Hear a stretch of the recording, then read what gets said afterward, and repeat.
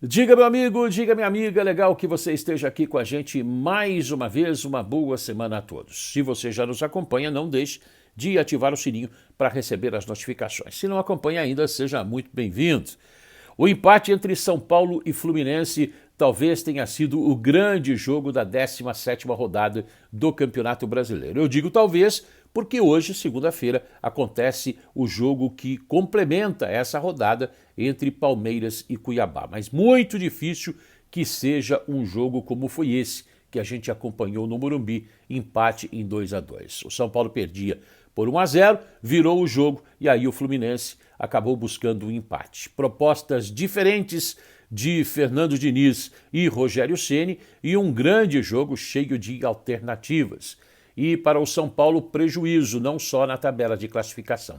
Porque jogou em casa, também é um prejuízo, e o São Paulo, com o empate, caiu para o 9º lugar nessa tabela de classificação após o complemento da 17ª rodada. Estamos chegando no finalzinho do primeiro turno. O São Paulo agora está com 24 pontos ganhos, a apenas 5 do G4. É um campeonato bastante equilibrado. O Fluminense é um time muito forte. Aliás, vamos falar dessa sequência do São Paulo no Campeonato Brasileiro. Os últimos jogos aí, resultados, faz tempo que o time não vence.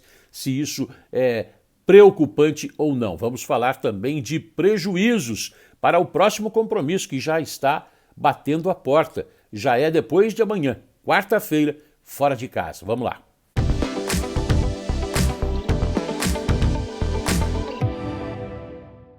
No campo de jogo, o São Paulo perdeu 2 jogadores por contusão. O goleiro Jandrei, talvez por conta de uma pancada, e o Léo, talvez por um problema muscular. Nas próximas horas, a gente vai saber a gravidade dessas lesões. Para o próximo compromisso, que vai ser quarta-feira no sul do país, 2 desfalques certos. E não são qualquer desfalques, não. Patrick, que vem fazendo gols importantes pelo São Paulo, e o artilheiro do time na temporada, o Caleri. O artilheiro argentino também tomou o 3º cartão amarelo, assim como o Patrick. São 2 desfalques. A pendência agora é saber sobre Léo e Jandrei. Antes do jogo contra o Fluminense, outros 7 atletas já tinham sido barrados pelo departamento médico e não puderam ficar à disposição do técnico Rogério Ceni. Rogério Ceni, que foi perguntado em entrevista coletiva no Morumbi sobre uma avaliação com relação aos últimos resultados do São Paulo. Campeonato Brasileiro e também Copa do Brasil. O São Paulo empatou com o Atlético Mineiro jogando lá em Minas Gerais. O Atlético, que antes do complemento dessa rodada alcançou a liderança do Brasileirão 2022, depois perdeu, o São Paulo perdeu para o Palmeiras pela Copa do Brasil, jogando fora de casa também no Allianz Parque, e acabou no complemento, na soma dos resultados, vencendo nos pênaltis, e teve esse empate contra o Fluminense. Uma avaliação geral, completa e absoluta do treinador do São Paulo a partir de agora, e você ouve, analisa e dê depois a sua opinião, tá bom? Vamos lá. Sobre a Copa do Brasil, a gente tem que fazer uma análise dos 2 jogos, né? Porque o outro jogo faz muito tempo que foi aqui no Morumbi, né?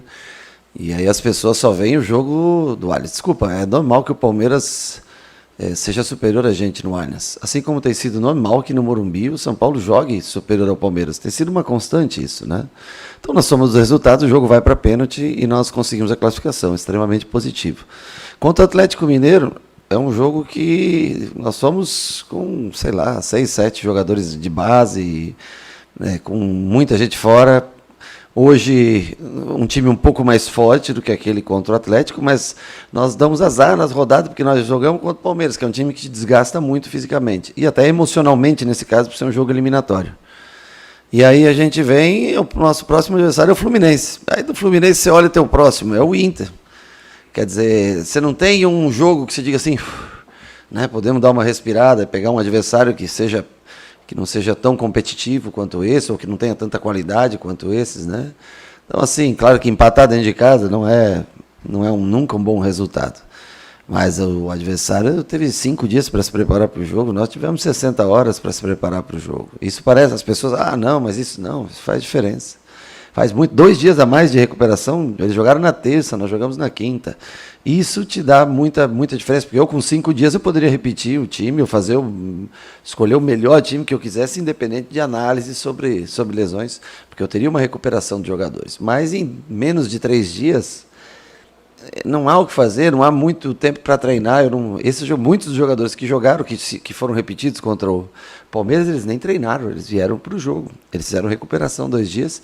Eu trabalhei, por exemplo, em vez de Diego e Léo, eu trabalhei com o Beraldo e Luizão durante o sábado, né? Ontem, né? Eu trabalhei com o Patrick na esquerda, na direita com o Rafinha, que não tinha jogado mesmo. O Igor Gomes não trabalhou, por exemplo, mas eles assistem o treino e de eles assistirem o treino, eles veem o que se faz necessário para colocar em prática na hora do jogo. E a decisão é tomada hoje de manhã, para ver quem joga pelas condições, quem tem uma chance maior de lesão. E infelizmente nós perdemos o Léo por uma lesão muscular. Ele fez 10 jogos seguidos, aí nós conseguimos descansar ele, agora no segundo jogo seguido ele tem lesões musculares. O futebol brasileiro, você olha lá no quadro, não tem dia de treino, só tem jogo, recuperação, jogo, recuperação.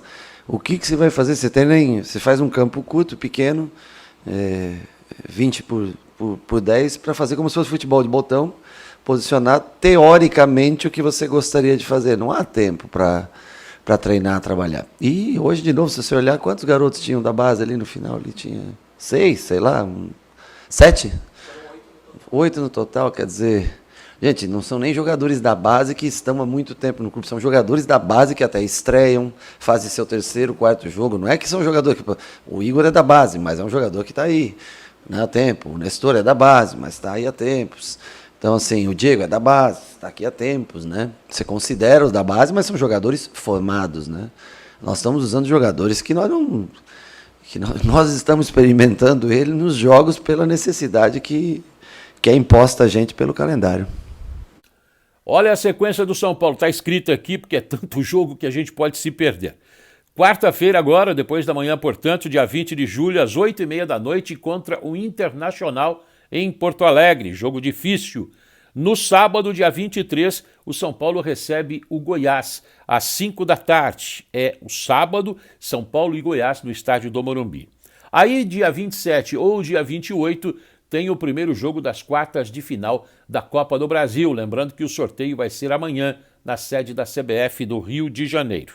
Dia 31, o São Paulo viaja mais uma vez, vai até Curitiba para encarar o difícil Atlético Paranaense, que anda muito bem lá com o técnico Luiz Felipe Scolari. E aí, na quarta-feira, dia 3 de agosto, São Paulo e Ceará, às 19h15, já pelas quartas de final da Copa Sul-Americana. Ou seja, tem jogo que não acaba mais, o São Paulo cheio de desfalques, deve ter a apresentação nas próximas horas do Marcos Guilherme, que não pode ficar à disposição para a Copa do Brasil, porque ele já defendeu o Santos nessa competição, foi relacionado em 2 partidas, então o Marcos Guilherme acaba não sendo uma opção para o técnico Rogério Ceni. Agora é olhar para o departamento médico e ficar ajoelhado na frente do departamento médico, assim, fazendo a sua oração e a sua torcida para que alguns dos jogadores que estão lá há muito tempo, alguns a gente já sabe que não vão voltar por conta de cirurgias, né?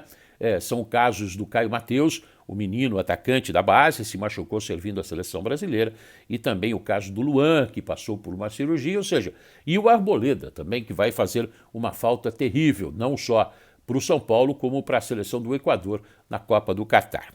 Bom, eu gostaria que você avaliasse com relação ao resultado. Claro que empatar dentro de casa nunca é um bom resultado, o Rogério já cansou de dizer isso, mas pela força do Fluminense, pelo conjunto e pelas dificuldades do São Paulo, um empate. O São Paulo empatou com o bom Fluminense, empatou com o fortíssimo Atlético Mineiro, jogando no estádio do Mineirão. O Atlético, que agora, depois dessa janela de transferências, tem uma gama de opções, contratou muitos jogadores, e o São Paulo está assim segurando, né, em busca de parceiros aí para ver se consegue novos reforços. Uma avaliação sobre o resultado contra o Fluminense, sobre o jogão que foi contra o tricolor carioca, uma análise sobre o futuro do São Paulo e sobre tudo que disse o técnico Rogério Ceni. Deixa aí a sua opinião, o seu palpite, seu comentário. Na quarta-feira tem mais São Paulo jogando contra o fortíssimo Internacional lá em Porto Alegre, tá bom? Boa semana a todos, se cuide. Beijo no seu coração, até a próxima.